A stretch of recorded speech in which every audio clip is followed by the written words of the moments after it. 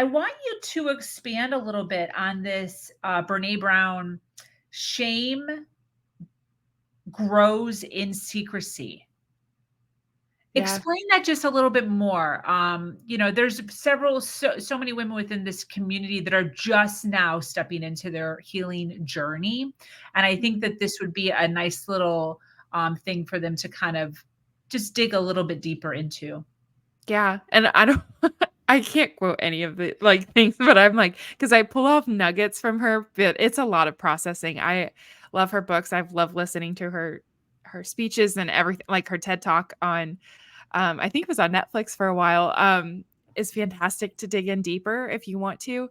But essentially, it's just like when you can share that you're not okay, other people can come alongside you and either support you in that or also say, "I'm also not okay." Like, it makes it not so buried, underneath, and you can allow you realize that other people are maybe struggling with that, and they can come alongside you and walk that with you towards healing together instead of feeling like you have to, like, hibernate in this hole and you're the only one that's not okay in the whole wide world, and it just grows and grows and grows because those lies become bigger and fear becomes even stronger, and then it becomes even harder to speak those things. So the sooner you can say, "I'm not okay," or "I'm overwhelmed," or "I'm anxious," um, the sooner that you can step towards healing. And again, that's that awareness piece.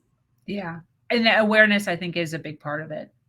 You have to start to, like, check in Yep. with Yep. yourself. And a big way that I check in is I journal a lot. I'm a big journaler. Um, and so I always ask myself, like, how am I today?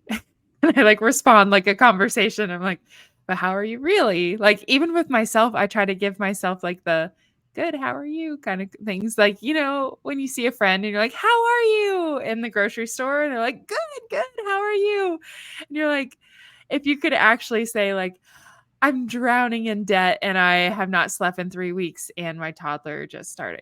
Like if you could Totally. if you responded that way, not everyone, I mean, somebody might run for the door, but it you have to build that relationship and build that trust to have that safe space Yeah. to then be able to release small pieces of vulnerability, I feel like, because if you come and you just unload on a new friend or a new relationship, it's too much all at once. So it's like small tidbits of